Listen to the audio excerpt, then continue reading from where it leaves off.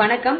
இன்னைக்கு நான் என்ன விஷயம் பேச போறேன்றது உங்க எல்லாருக்குமே நல்லா தெரியும். உடனே கட்சி விஷயம் தான் பேச போறேன் அப்படின்னு நினைச்சுக்காதீங்க. கண்டிப்பா இல்ல. பிகாஸ் 3 நாளா நம்ம அதை மட்டும் தான் பண்ணிட்டு இருக்கோம். ஓபிஎஸ் வருவாங்களா, சசிகலா வருவாங்களா, இவங்க பிரச்சனையை தீர்த்து வைக்கிறதுக்கு வித்யாசாகர் வருவாங்களா, இதுதான் பேசுறமே தவிர்த்து போரூர்ல 7 வயசு குழந்தைய தஷ்வந்த்ன்ற ஒரு நாயி புறம்போக்கு எச்ச பாடு பையன் கற்பழிச்சு எரிச்சிருக்கான். இத பத்தி நம்ம ஒருத்தர்னாச்சும் பேசணுமா?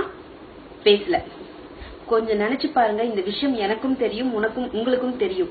நம்மளோட மனநிலைமை எப்படிங்க இருக்கு? எனக்கு வயிறுலாம் எரியுதுங்க. எனக்கே அப்படி இருக்குன்னா, நமக்கே இப்படி இருக்குன்னா, அந்த குழந்தையோட பெற்றோர்களுக்கு எந்த மாதிரிங்க இருக்கும்? எவ்வளோ அந்த குழந்தை 7 வயசு குழந்தைங்க, அதுக்கு என்னங்க தெரியும்? அது எப்படிங்க அந்த வலியை பொறுத்திருக்கும்? நினைச்சு பார்க்கவே கொடூரமா இருக்குங்க.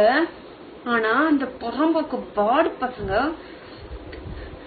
மாதச்சோத்துங்க இப்படி எல்லாம் பண்ணிட்டு இருக்காங்களேங்க. இதெல்லாம் எங்கெங்க போயிட்டு இருக்கு? நாடு எங்கெங்க போயிட்டு இருக்கு?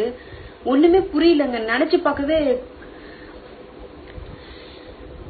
ஒண்ணுமே டைஜஸ்ட் பண்ண முடியலங்க. அந்த அளவுக்கு வெறி வருதுங்க. ஒரு டைமும் நம்ம தமிழ்நாட்டுல பாத்தீங்கன்னா கண்டினியூஸா பாலியல் இதே விஷயம் தான் நடந்துட்டு இருக்கு.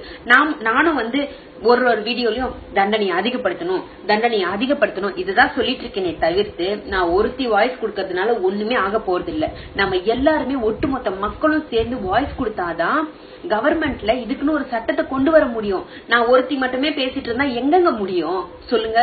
ஏதாவது ஒரு ஆக்ஷன் எடுத்துதான் ஆகணும். நான் கேக்குறேன், டே பாடு பொறம்போக்கு எச்ச நாயை கூமுட்டை, உனக்கு அரிப்பு எடுத்ததுன்னா இளநீர் இருக்கும்ல, இளநீர் அதை வெட்டுவாங்க பாரு, அருவா, அதை எடுத்து உன் உறுப்புல நீயே வெட்டிக்கிட்டு செத்துரு. ஒரு குழந்தையோட ஃபியூச்சரை போய் கெடுத்துருக்கீடா பாடு பையன். நினைக்கும் போது அப்படியே வெறி வருது.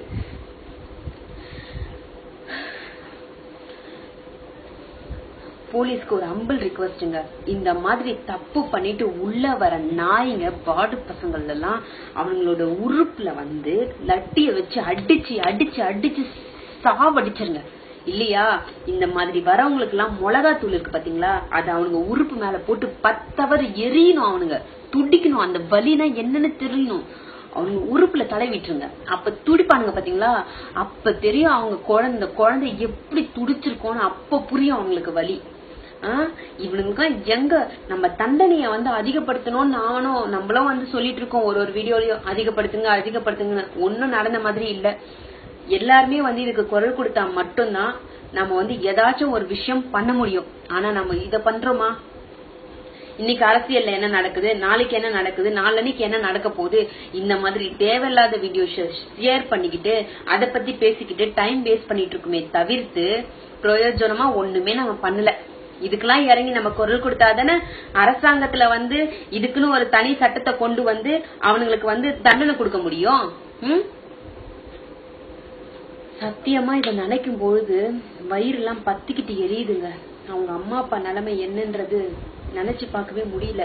இன்னைக்கு அந்த குழந்தைக்கு நடந்ததுதான் நாளைக்கு எங்க வீட்டு குழந்தைக்கு நடக்கலாம், உங்க வீட்டு குழந்தைக்கு நடக்கலாம். இதேதான் நம்ம பாத்துட்டு உட்காந்துட்டு இருப்போமா சொல்லுங்க? நம்ம இதுக்கெல்லாம் இறங்கி குரல் கொடுத்தா மட்டும்தான் ஏதாவது ஒரு வழி பண்ண முடியும். நம்ம குரல் கொடுத்தா கவர்மெண்ட்டுக்கு தெரியும். கவர்மெண்ட்டுக்கு தெரிஞ்சதுன்னா அதுக்கான ஒரு சட்டத்தை கொண்டு வரதுக்கு அவங்க அட்லீஸ்ட் ட்ரைனாச்சும் பண்ணலாம். நாம ஒருத்தர் மட்டும் வாய்ஸ் கொடுத்துட்டு நம்ம வீடியோ ஷேர் பண்ணிட்டு இருந்தோம்னா எங்க இருந்து அவங்களுக்கு தெரிய போகுது சொல்லுங்க? ஆனா இந்த மாதிரி பாடு பசங்க புறம்போக்கு எச்ச பசங்க உருப்படவே கூடாது.